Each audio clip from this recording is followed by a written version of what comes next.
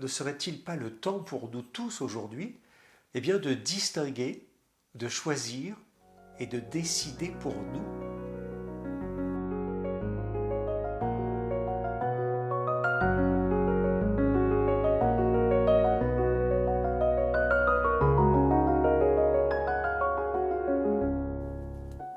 Bonjour à toutes et à tous. Alors si vous avez suivi mes dernières vidéos, eh bien je vous expliquais que nous sommes en train d'ascensionner en ce moment vers la 5e dimension. Une dimension d'amour, une dimension divine, quelque chose de plus léger, plus éthéré. Cette dimension appartient à l'énergie du cœur, vous l'avez compris, la plus haute et la plus belle énergie. En fait, c'est l'énergie, si vous voulez, qui tient tout le cosmos. Tout ce qui existe dans le cosmos est contenu dans une seule force qu'on appelle l'amour. Ce qu'il faut retenir, c'est que l'amour est toujours l'opposé des peurs. Et oui, en médecine traditionnelle chinoise, on sait que les peurs appartiennent à l'énergie des reins. Et oui, quand vous avez très peur, vous lâchez les urines, vous faites pipi dessus, c'est lié aux énergies des reins. Alors pourquoi, en ce moment, autant de personnes sont confrontées à leur peur? Le contexte économique, social de cette crise que nous vivons depuis quelques années maintenant, fait ressortir en fait beaucoup de peur chez les gens, dans les populations. Mais si cette crise que nous vivons actuellement était tout simplement ce qui allait nous sauver de nos peurs. Le mot crise vient du grec krisis. Et en fait, il a de nombreux sens. Alors je vais vous en donner trois, les trois principaux. Le premier, c'est l'action de distinguer, puis l'action de choisir, et enfin on peut dire l'action de décider. Alors, ne serait-il pas le temps pour nous tous aujourd'hui, eh bien, de distinguer, de choisir et de décider pour nous? Pour être en harmonie avec l'univers, l'homme doit vivre en parfait équilibre entre la terre et le ciel. Il a commencé sa vie sur la terre, sur un plan, on va dire, horizontal, plutôt animal, bien sûr. On retrouve en médecine traditionnelle chinoise deux organes qui sont le poumon et le foie, sur un plan horizontal. L'énergie du poumon est en lien avec les instincts, et notamment les instincts de survie. Et l'énergie du foie, elle, est corrélée à la sensibilité émotionnelle. Instinct, sensibilité émotionnelle, poumon, foie. Alors pourquoi je vous parle de cela? Eh bien c'est pour mieux comprendre le schéma que je vous mets maintenant devant les yeux, sur lequel eh bien, se situent les reins, le cœur, ou les peurs et l'amour, si vous préférez. Et là, on constate que l'humain qui veut atteindre l'énergie d'amour eh bien, doit se redresser pour quitter l'horizontalité et se redresser vers la verticalité, vers le ciel.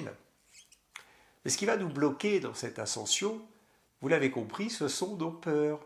Et oui, elles nous paralysent, elles nous fixent quelque part, elles nous enracinent trop et nous empêchent bien sûr cette élévation vers l'amour, vers l'énergie du cœur. Et je ne parle pas ici de l'amour terrien, l'amour bisou, non. Je vous parle de cet amour divin, cet amour inconditionnel. Incarnation après incarnation, l'homme est censé s'élever pour se tenir debout en parfaite harmonie entre le ciel et la terre. Si vous voulez, il quitte ses instincts et ses émotions primaires, un peu animales, pour s'enraciner les pieds dans la terre, la matérialité, mais sans oublier bien sûr de s'élever vers le ciel, la spiritualité. Et dans notre monde actuel, très matériel, vous l'avez compris, eh bien l'un fonctionne avec l'autre. Il ne faut pas oublier la partie céleste, la partie du ciel. Il faut donc, pour se reconnecter au ciel, eh bien, vous l'avez compris, nous débarrasser de toutes nos peurs. Et oui, c'est à ce prix que nous pourrons nous libérer de la matérialité, de la 3D, pour ascensionner un autre état de conscience, vers un autre état. Ou si vous préférez, un état de conscience encore plus vibratoire, encore plus subtil.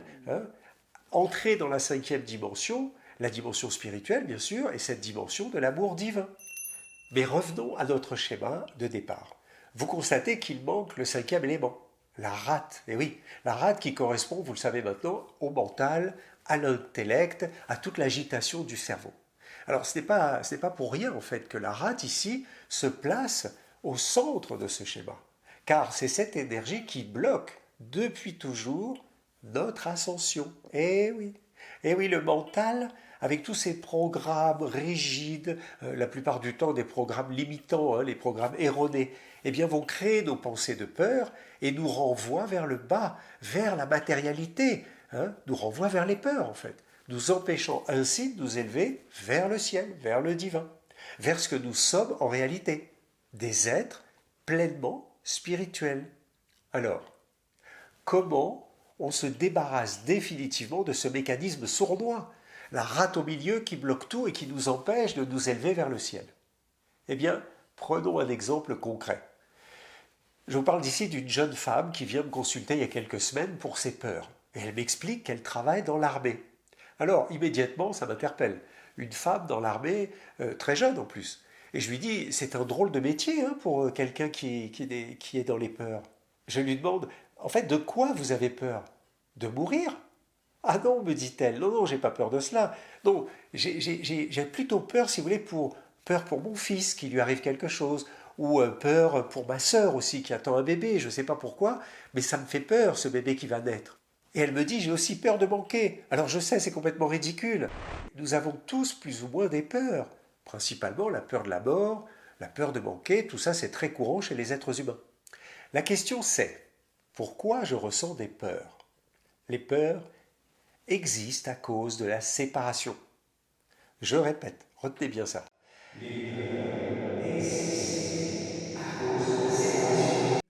Les peurs existent parce que nous nous identifions à la personne. On s'identifie au personnage en oubliant l'être que nous sommes. Vous comprenez? Dans le cas de ma patiente, par exemple, elle est la mère qui a peur pour son fils. Hein, mais elle est aussi la sœur qui a peur pour le futur bébé de sa propre sœur. Mais c'est également aussi la femme plutôt, pardon, la femme qui a peur de manquer pour toute sa famille. Vous voyez qu'à chaque fois, un personnage différent, des peurs viennent s'accrocher au personnage. Si j'oublie qui je suis vraiment, alors je m'identifie au rôle du personnage. Je m'y accroche. Hein. Nous, les humains, si vous voulez, on a besoin d'exister à travers des images, à travers des rôles, à travers des personnages, tout simplement. Mais si j'oublie qui je suis vraiment, alors je crois que je suis le rôle. Je suis persuadé que je suis la personne qui a peur ou qui souffre pour X raisons. Si ce rôle est celui d'une mère, par exemple, qui a peur pour son enfant, alors je flippe pour mon enfant. Mais j'oublie que ce n'est pas la réalité. Hein, j'oublie que c'est un jeu de rôle, tout simplement. Hein, un jeu de rôle dans un film qui s'appelle la vie. Voilà. Si vous comprenez que ce que nous vivons tous les jours ne sont que des rôles, alors acceptez quelques instants que la vie, en quelque sorte, ne soit qu'un jeu de rôle. Mais ce n'est pas la réalité. Je vais vous donner un moyen pour être très attentif à cela quand ça vous arrivera. Hein. Observez bien. Vous avez peur, par exemple pour X raisons. Alors tout de suite, observez pour qui la peur apparaît. Posez-vous la question. Pour la personne qui joue le rôle dans la situation ou pour l'être? Lorsque vous jouez un rôle dans la vie, quel qu'il soit, un rôle de père, de mère, de salarié, un rôle de client, de contribuable, un rôle de voisin, vous êtes tous capables de voir que vous êtes dans un rôle, que vous êtes la personne qui se met en scène. Hein, ça c'est facile à voir. Bien. Alors, d'où vous placez-vous pour voir cela? De quel endroit pouvez-vous percevoir que vous vous êtes embarqué dans un personnage qui a peur ou qui est en colère, peu importe? De quelle place vous êtes pour voir ça? C'est toujours pareil. De la place de l'observateur. On en a déjà parlé. L'observateur, en fait, qui est l'être. Et oui, l'être que vous êtes vraiment, celui qui est sans définition, sans forme, sans mental, sans même de corps, sans étiquette. Hein, vous êtes la présence, le je suis. Mais on n'est pas le costume, on n'est pas l'étiquette, et on est encore moins tout le décor de la situation. Alors ok, vous allez me dire, ok Gilles, je sais, en théorie c'est facile, mais comment sortir du rôle? Voilà, comment sortir du rôle du personnage qui a peur, parce que ça c'est très compliqué quand même. Je me souviens de qui je suis. Je me souviens que je suis l'énergie dans le corps. Je suis celui qui est dans le personnage. Vous comprenez? Encore une fois, je ne suis pas le corps. Je ne suis pas le client, le voisin, le personnage non plus. Je suis l'âme. Rappelez-vous de ça. L'âme qui s'incarne dans le corps. Je suis l'énergie qui anime le corps et qui joue le rôle du personnage. Alors c'est simple, hein, mais il faut pas oublier. Je ne suis ni mes pensées de mon cerveau, ni mes émotions, ni mes perceptions sensorielles. Je ne suis même pas l'expérience que je vis. Je ne suis pas le contenu de ma vie. Vous comprenez? Je suis la vie. La vie. Et je vous rappelle eh bien, que la vie est partout. Hein. Partout autour de nous. Il suffit de regarder. Je suis l'espace dans lequel tout se produit. Je suis la conscience du tout réalisé dans la matière. Je suis le un, si vous voulez. C'est compliqué tout ça, hein, je sais. La plupart de vous comprenez ce que je dis, comprenez cela, mais c'est difficile d'y rentrer, c'est difficile de le garder sans arrêt focus. Quand je l'explique, on me répond « Ah oui, mais je comprends ce que tu dis, mais c'est pas simple. Hein. Je sais qu'on doit faire attention, on ne doit pas plonger dedans. Mais comment on met concrètement en pratique cet état de conscience? Je sais que je dois lâcher toutes mes peurs, mais j'y arrive pas. Voilà ce que me disent la plupart des gens. Alors, écoutez bien ce qui va suivre, ça va sûrement vous aider. Dans ma dernière vidéo, je vous ai expliqué que l'âme dans le corps, eh bien, ça ne suffisait pas. Vous vous souvenez? Nous sommes plus que l'âme. L'âme s'incarne dans le corps, mais l'âme n'est que le support pour l'incarnation dans la matière, si vous voulez. Une trame qui permet de rentrer dans la matière. Mais pour que l'être puisse pleinement se réaliser dans sa vie, eh bien, il lui faut également la conscience, et notamment la conscience de qui il est. Être, c'est je suis. Mais si je ne suis pas conscient que je suis, vous comprenez? Alors qu'est-ce que cela veut dire? La conscience n'est pas le mental. La conscience n'est pas la compréhension ou même les pensées, non. On nous a appris, à l'école, que la conscience est une fonction du cerveau. Mais c'est complètement faux, archi faux. La conscience est extérieure au cerveau. Ce n'est pas un organe ou un bout d'organe, non. Quand on nous parlait à l'école de l'esprit, on nous a fait croire en fait que l'esprit était dans la tête, vous savez, dans le mental. On nous disait ah oui, le simple d'esprit, ou alors on nous parlait d'avoir l'esprit ailleurs, ou l'esprit trop lent, ou d'avoir l'esprit dérangé, ou petit esprit, enfin vous voyez le truc. Sauf que l'esprit n'est pas dans la tête, ni dans le cerveau. L'esprit, c'est la conscience. L'esprit, c'est le Saint-Esprit, le grand esprit. Et oui, l'esprit en anglais, c'est spirit. Eh bien, le cerveau, c'est pas spirit, c'est mind. Le spirit, c'est le spiritueux, le spirituel. Et le spiritueux, vous êtes d'accord, c'est quand même un alcool. Et l'alcool, c'est volatile, ça s'évapore. Et l'alcool, ça s'évapore vers le ciel. Élever son esprit, c'est élever, en fait, son niveau de conscience. Maintenant, vous comprenez.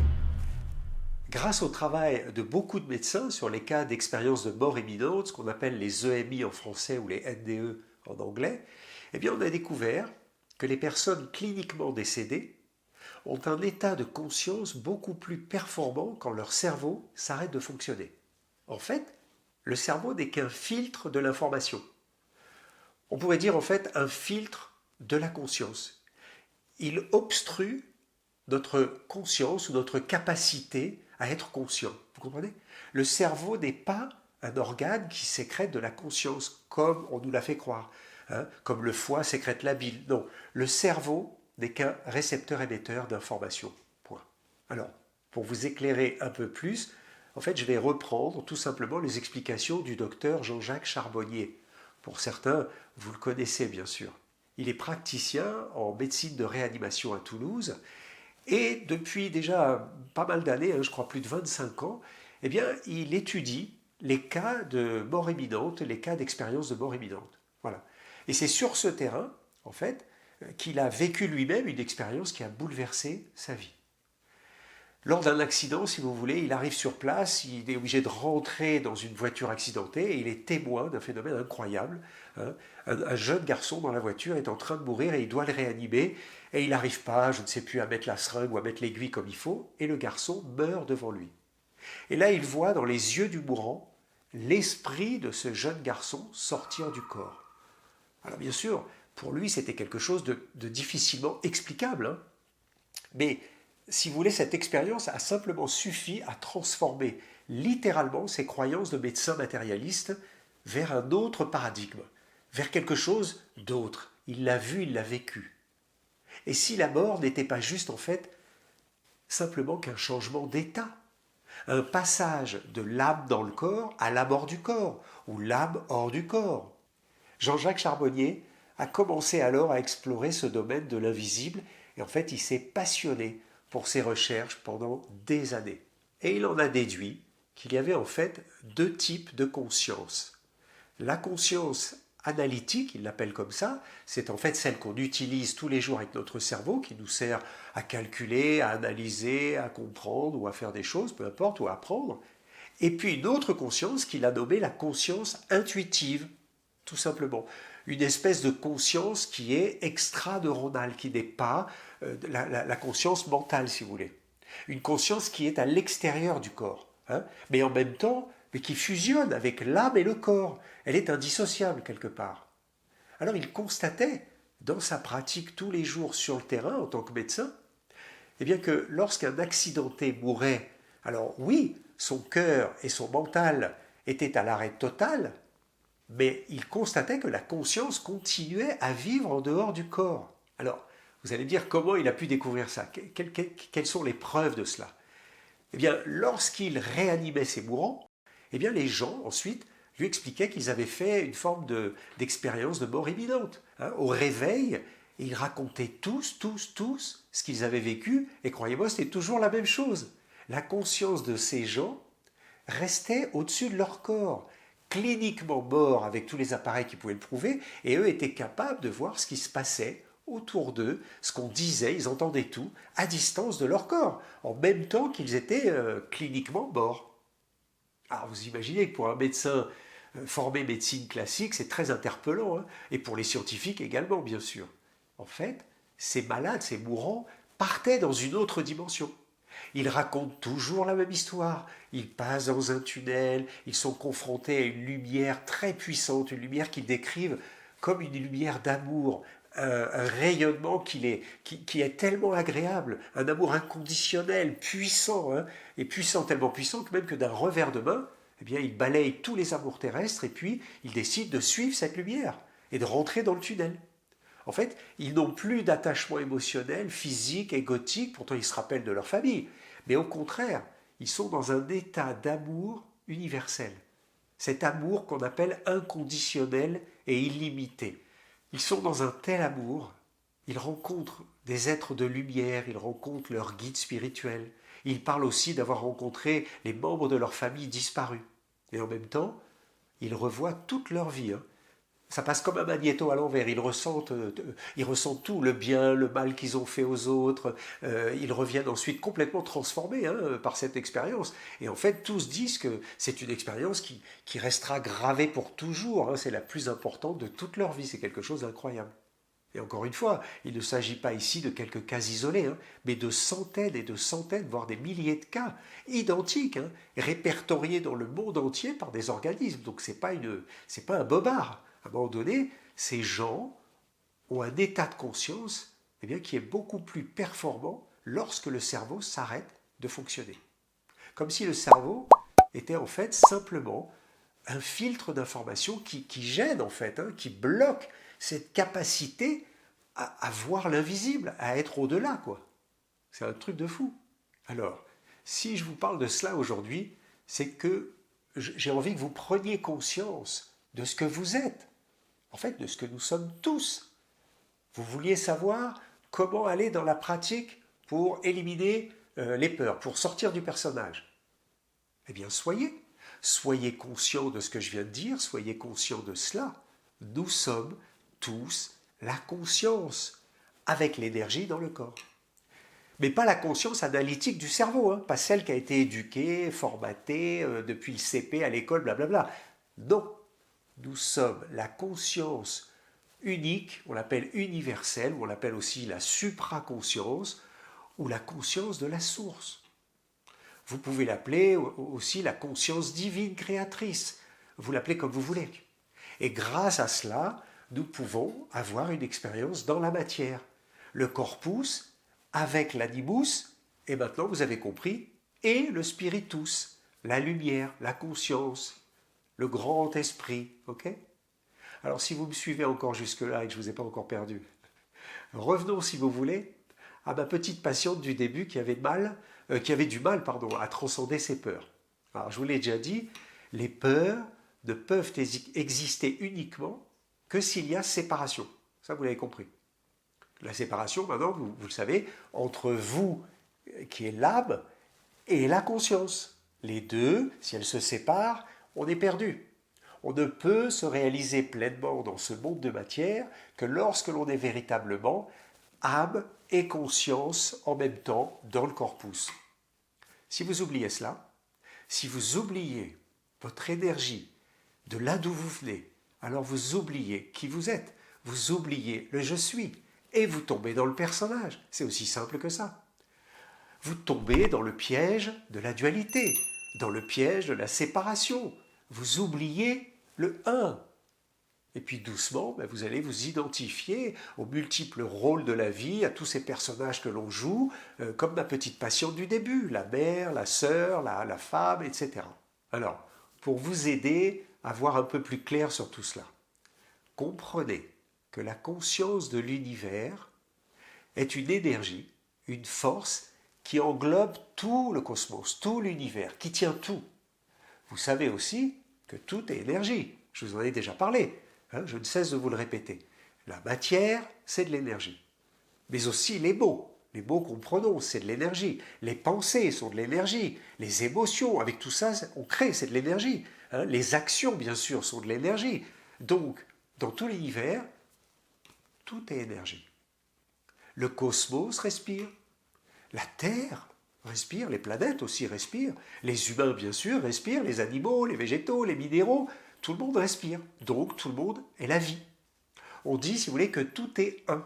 Et ce un, eh bien, ça s'appelle aussi la conscience, la source, l'origine, le créateur, le grand architecte de l'univers. Certains l'appellent Dieu, ou le Père céleste. Bref, si vous n'avez pas compris là, je ne peux plus rien pour vous. Nous sommes tous un fragment de cela, un fractal de cette énergie. Mais retenez que vous ne pouvez pas être séparé de cela. Si vous croyez que vous êtes séparé de la source, alors vous placez quelque chose entre vous et la source, au-dessus de vous si vous voulez, et vous perdez votre pouvoir souverain. C'est ça le problème. Il est là notre problème. Le pouvoir souverain n'est limité par rien ni personne. C'est le pouvoir suprême. Et le suprême, c'est au-dessus de tout. Il n'y a pas photo. Alors, si vous vous souvenez que vous êtes cela, que vous êtes souverain, que vous êtes le un suprême, de quoi pourriez-vous encore avoir peur? Dites-moi, vous ne pouvez avoir peur de rien.